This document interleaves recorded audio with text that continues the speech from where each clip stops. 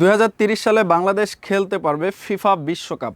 বাংলাদেশ সহ ফিফার র্যাঙ্কিংয়ে পিছিয়ে থাকা দলগুলোর জন্য এমনই এক সমীকরণ দিয়েছে ফিফা। বিশ্ব ফুটবলের মানচিত্রে এক অভূতপূর্ব বিপ্লব ঘটতে যাচ্ছে। আসন্ন 2026 বিশ্বকাপে প্রথমবারের মতো 32 দল থেকে বাড়িয়ে 48 দলের বিশ্বযোগ্য দেখার অপেক্ষায় পুরো দুনিয়া।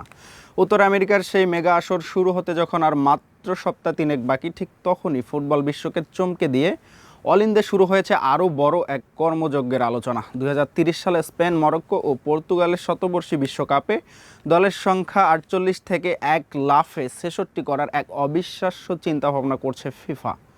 ওয়াসিম আরশির প্রতিবেদনে। স্পেনের খ্যাতনামা ক্রীড়া দৈনিক এএস তাদের এক বিশেষ এক্সক্লুসিভ প্রতিবেদনে এই চাঞ্চল্যকর তথ্যটি ফাঁস করেছে। ফুটবলের ইতিহাস ঘাটলে দেখা যায় 1998 থেকে 2022 সাল পর্যন্ত দীর্ঘ সময় ধরে বিশ্ববাসী 32 দলের শ্রেষ্ঠত্বের লড়াই দেখেছে। তবে ফুটবলের বিশ্বায়নে সব দেশকে শামিল করতে 2026 বিশ্বকাপে দলের সংখ্যা বাড়িয়ে করা হয় 48।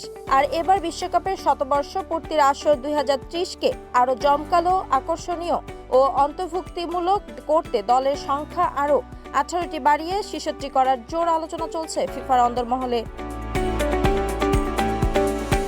স্প্যানিশ সংবাদ মাধ্যমের দাবি, কয়েক মাস আগে দক্ষিণ আমেরিকা ফুটবল কনফেডারেশন বা কনমেবল এর পক্ষ থেকে এই 66 দলের বৈপ্লবিক প্রস্তাবটি ফিফার গোল টেবিল বৈঠকে তোলা হয়েছিল।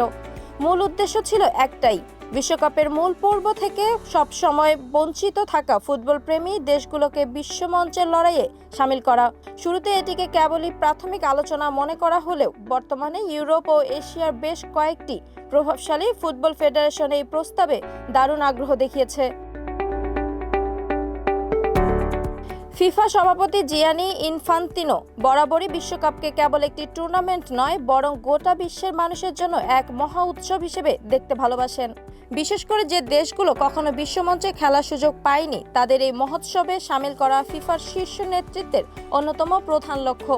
আর এই 66 দলের প্রস্তাব যদি সত্যি সত্যি আলোর মুখ দেখে, তবে স্বাভাবিকভাবেই এশিয়া অঞ্চলের কোটা নাটকীয়ভাবে বৃদ্ধি পাবে। দল সংখ্যা বাড়ালে যে মাঠের সমীকরণ কতটা বদলে যায় তার সবচেয়ে বড় প্রমাণ তো আসন্ন 2026 বিশ্বকাপই। দল সংখ্যা 48-এ উন্নীত হওয়ার সুবাদে এবার ফুটবল বিশ্বের মহাযজ্ঞে প্রথমবারের মতো অভিষেক হতে যাচ্ছে কেপ ভার্দে, কুসারাও, জর্ডান ও উজবেকিস্তানের মতো দলগুলোর। আর এই দলগুলোর বিশ্বকাপ যাত্রা দেখে ফিফার নীতি নির্ধারকদের আত্মবিশ্বাস এখন তুঙ্গে। তবে বাস্তবতায় দাঁড়িয়ে একথা সত্যি যে 66 দলের এই মহাপরিকল্পনাটি এখন কেবলই প্রস্তাবনার টেবিলে রয়েছে। একে চূড়ান্ত রূপ দিতে আইনি ও সাংগঠনিক এক বিশাল পথ পাড়ি দিতে হবে। তবে ফুটবল যোদ্ধারা মনে করিয়ে দিচ্ছেন, এক সময় যখন 48 দলের বিশ্বকাপের কথা বলা হয়েছিল, অনেকেই তখন একে পাগলামি বলে উড়িয়ে দিয়েছিলেন। সেই পাগলামি যদি আজ বাস্তবে রূপ নিতে পারে, তবে 2030 সালে 66 দলের বিশ্বকাপকেও অসম্ভব বলা যায় না। এখন দেখার বিষয় এই যে ফিফার এই ঐতিহাসিক পরিকল্পনা শেষ পর্যন্ত সবুজ সংকেত পায় কিনা। যদি পায়, তবে 2030 সালে বিশ্বমঞ্চে লাল সবুজের গর্জন দেখার স্বপ্ন আর রূপকথা থাকবে না, বরং তা উন্মোচন করবে বাংলাদেশের ফুটবল বিশ্বায়নের এক সোনালী নতুন দুয়ার। ওয়াসিমা আরশি, খেলার কাগজ।